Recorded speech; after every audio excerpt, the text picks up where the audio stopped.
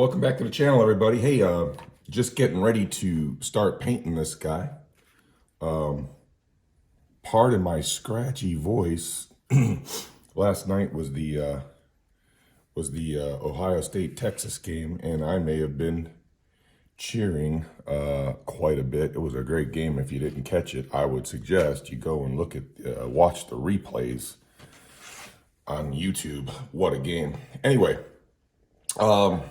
our little U25B project. Hey, I appreciate all the feedback that everybody gave. I just kind of let you know the direction I decided to take on this guy and why.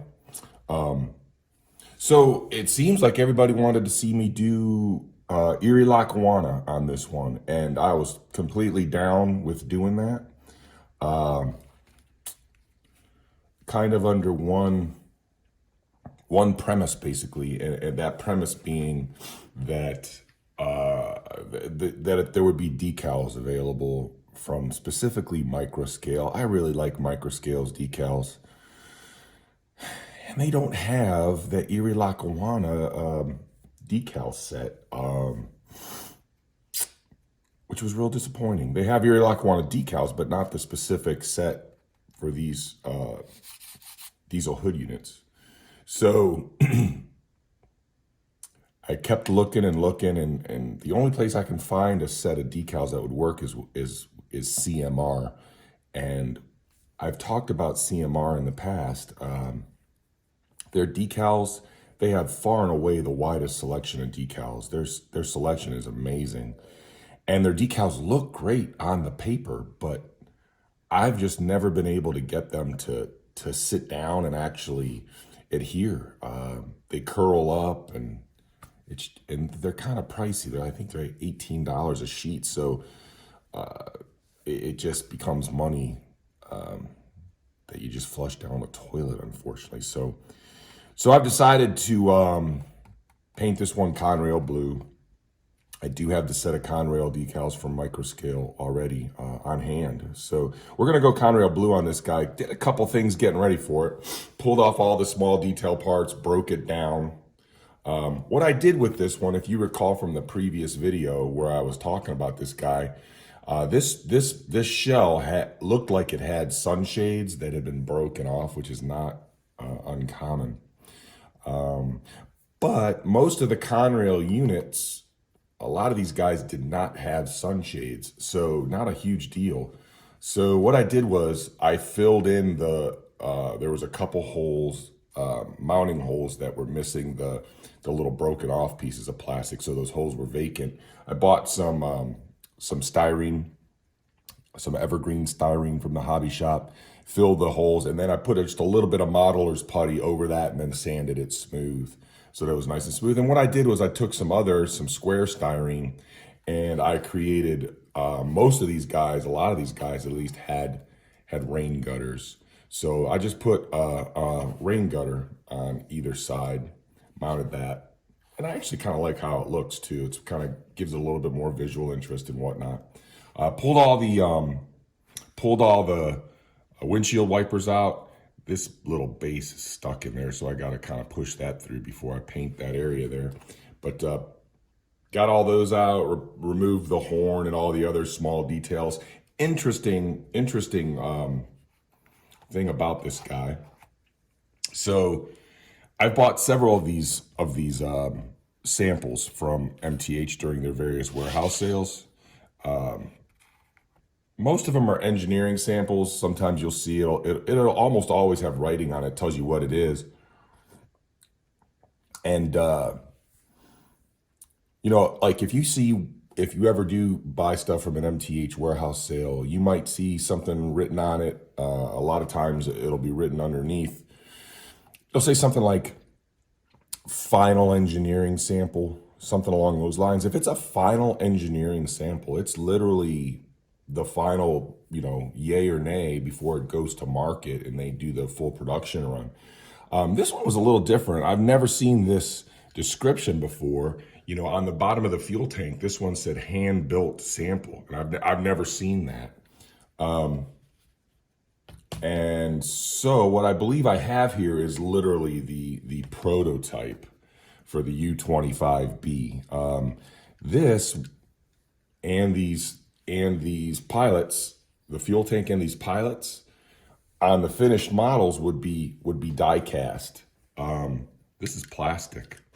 So these are literally plastic detail parts and probably the initial plastic castings for what would become die cast down the road before they made the die cast tooling.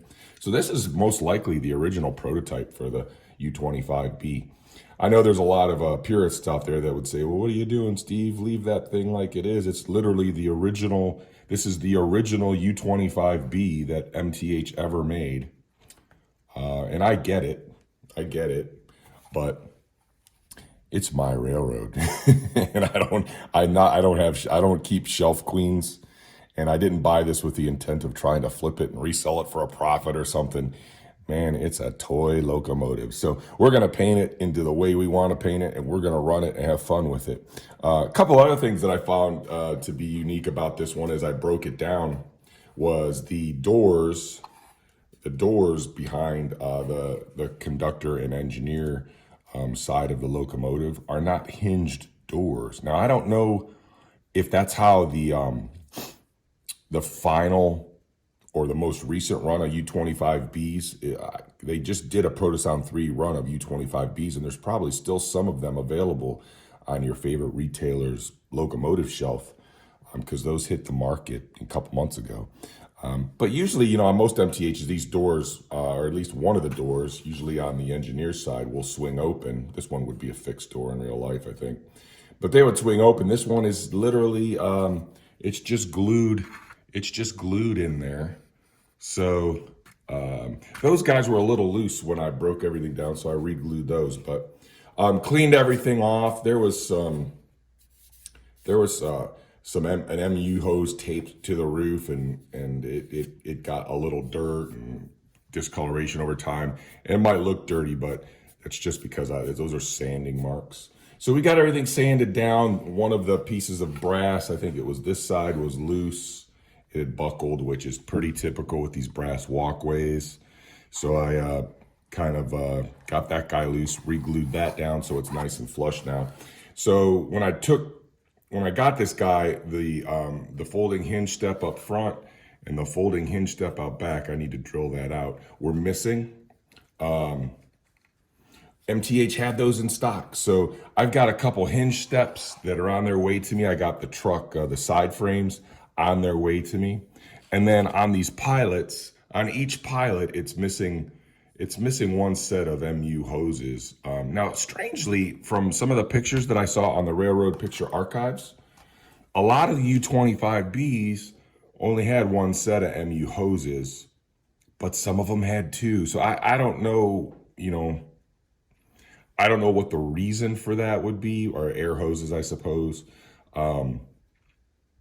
That being said, I'm gonna pop this guy off right here, and I ordered two sets of MU hoses, this style MU hose. So I'm gonna go ahead and pop these guys out, and I am going to add those in when they show up. Got the handrails off. It was a little tricky. Some of these GEs, the way they do these handrails,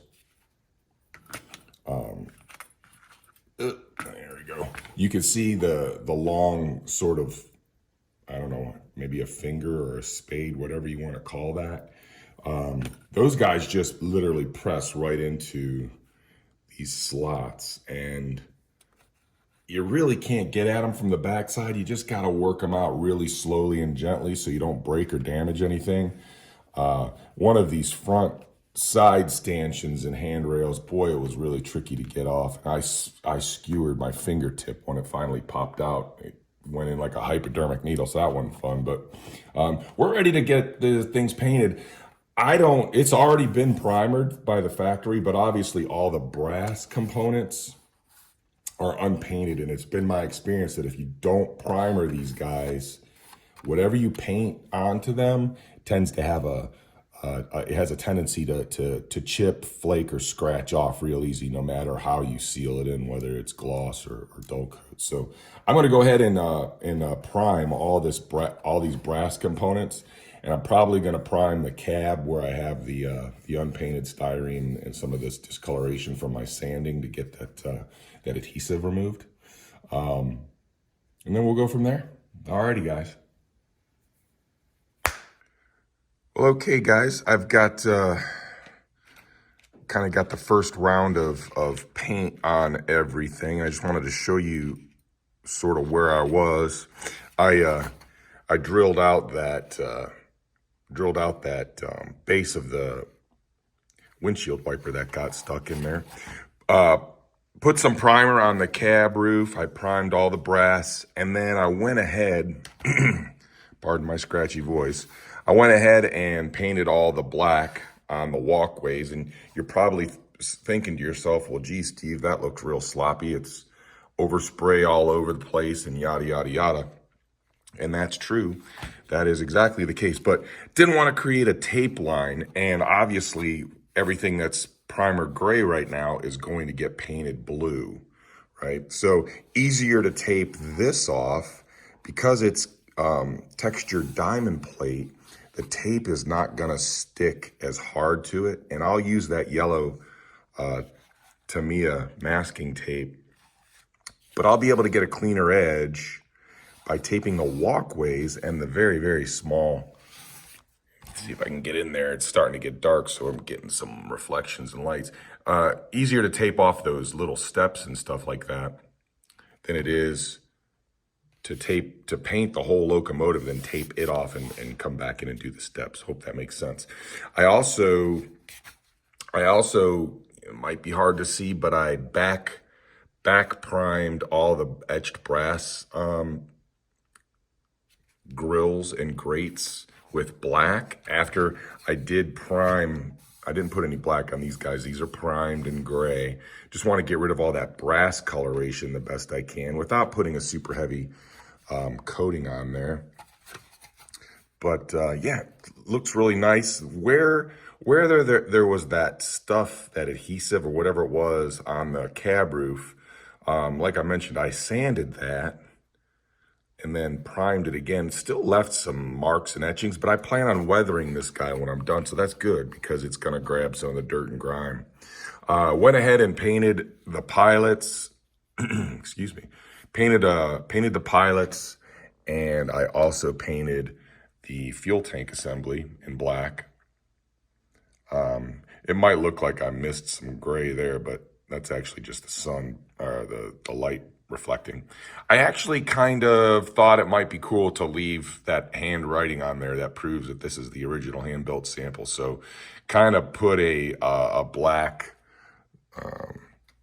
sort of fade around all that stuff. You won't ever see it when it's on the track. So I thought it would be cool to leave that as a little homage to what this thing started off life as.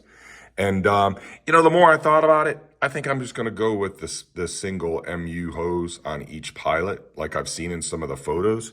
The MU hoses that I ordered, I've got another locomotive.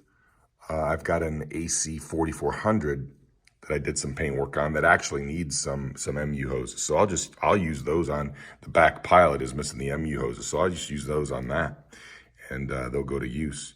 But yeah, so went ahead and painted this grate. These grates tend to be black in the real world. I can't remember if the U25 had a pressurized engine compartment to keep the dust and debris and everything out. GE kind of pioneered that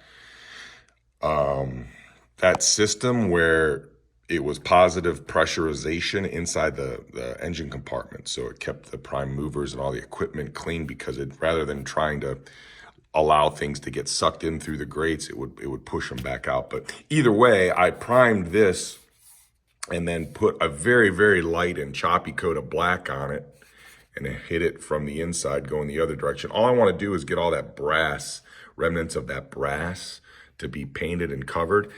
This is going to get painted blue anyway, and then I'll come back in and this will get weathered. But the presence of that black, if I do get any missed spots, it'll give some nice natural drop shadow effects. So my next step, I'm gonna let this dry for quite some time. It's been drying, but I want that paint to stay. So we're gonna be using, this is all TruColor paint. You know, it's what I like to use. This was a TruColor black. The TCP 010 is just the base, their base black. TCP 007 is the primer. We'll be using TCP 056, which is Conrail blue. But before I do that, I'm going to actually paint. I got a bunch of this, and I only have one bottle of this Conrail blue. I have 3 or 4 bottles of the CSX YN3 blue that I bought at a sale. Got it really cheap, like $2 a bottle. So got plenty of this. So this is going to be my baseline blue. This is quite a bit darker than Conrail blue, which is good because I can purposely allow more of that to kind of show through, and I can use almost not a true mottled effect, but we're going to put on a pretty consistent coat of Conrail blue. But any place where I get a little bit of underspray will give some depth to that Conrail blue, because there'll be a darker coat of the YN3 blue underneath it, and it'll look really cool. It'll be very, very subtle.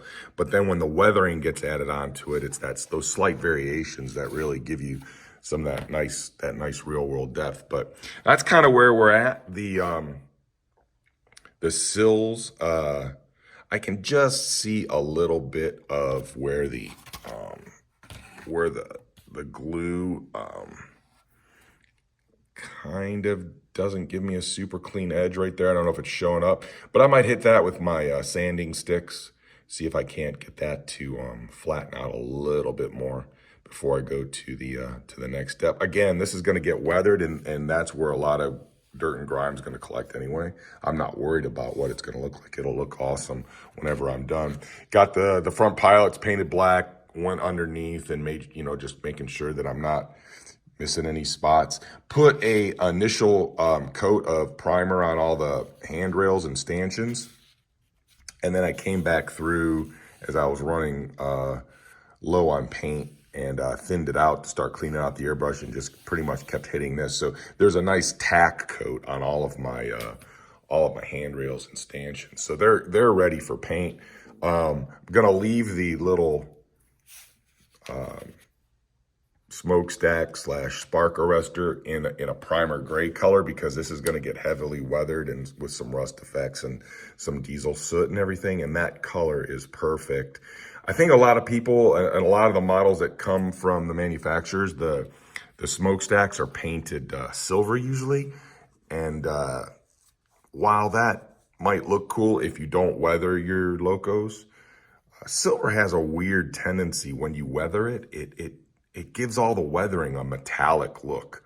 So I try not to weather. I'm not going to paint this silver and then weather over it. It ends up creating some weird metallic rust effects, which are not how it looks in real life. So, but that's the next step. The next time you see this guy, it'll be blue. Alrighty. Alrighty, guys. Still getting over this sore throat. I thought it was from the football game, but I think I actually caught a little bit of a cold. Hey, got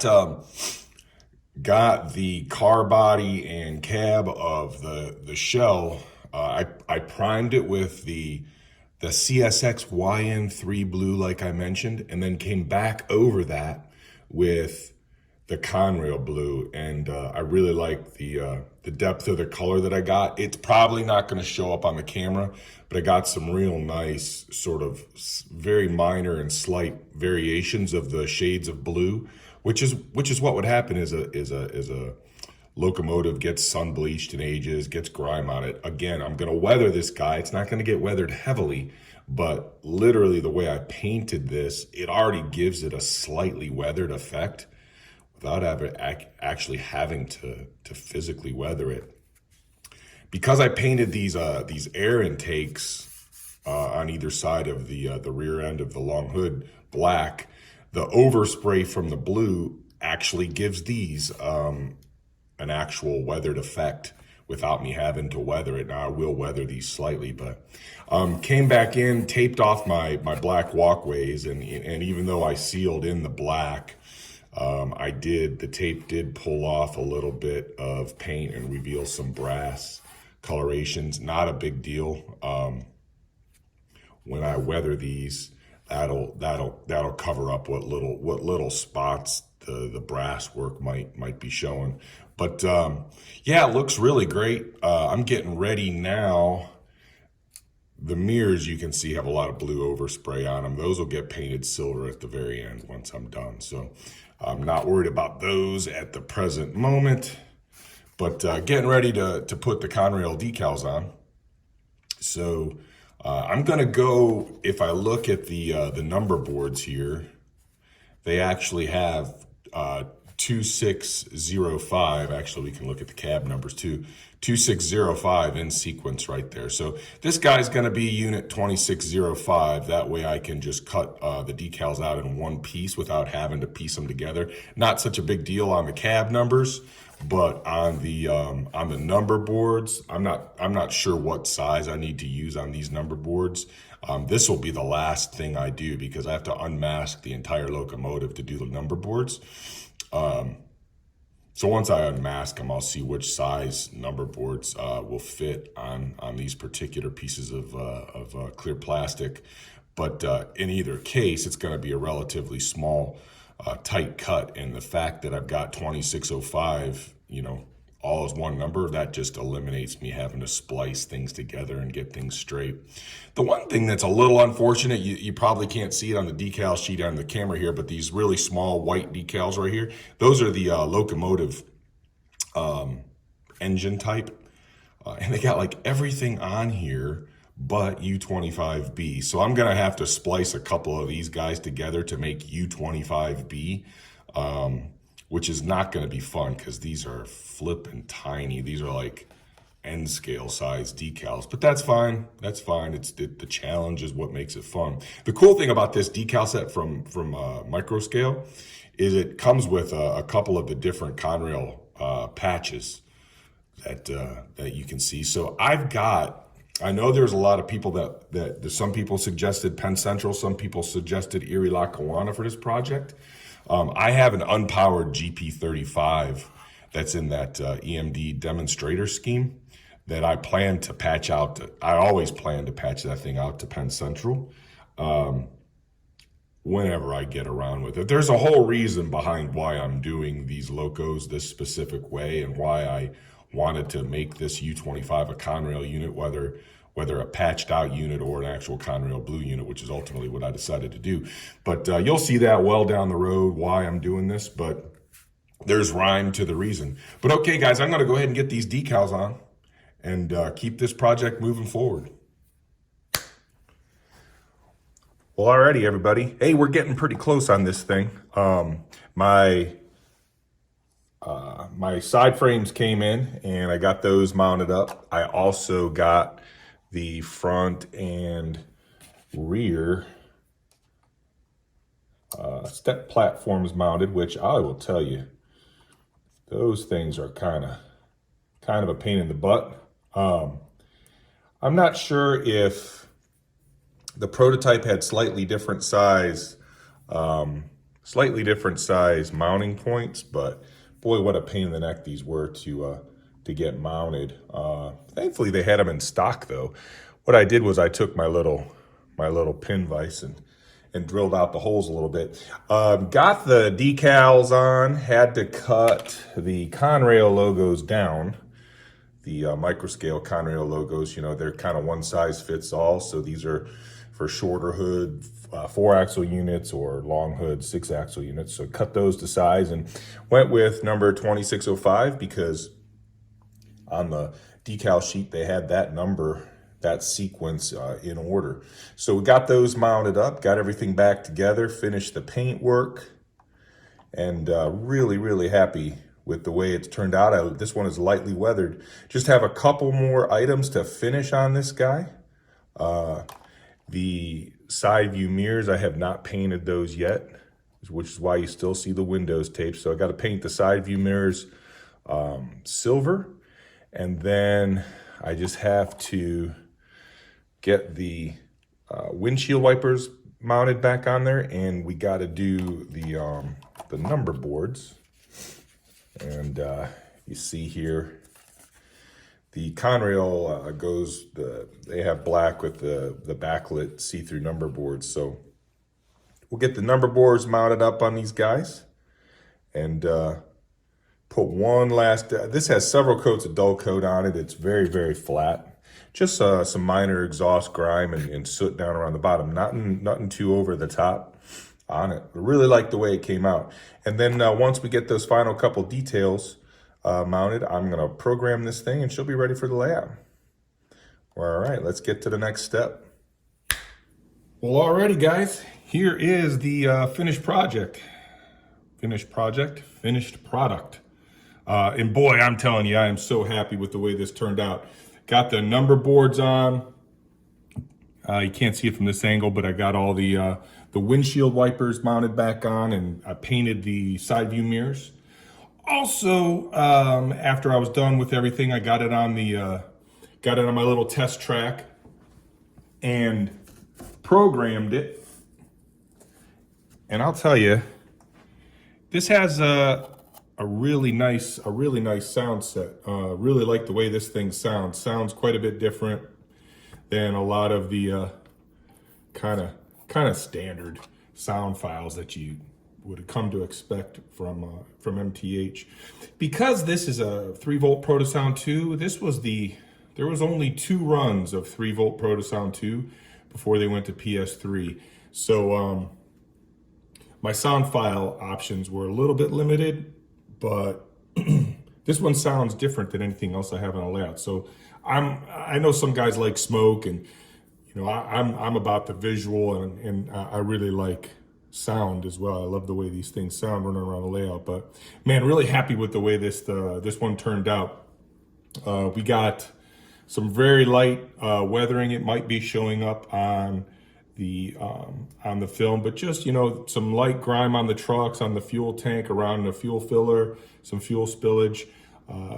Got some diesel soot up on top of the locomotive around the exhaust area.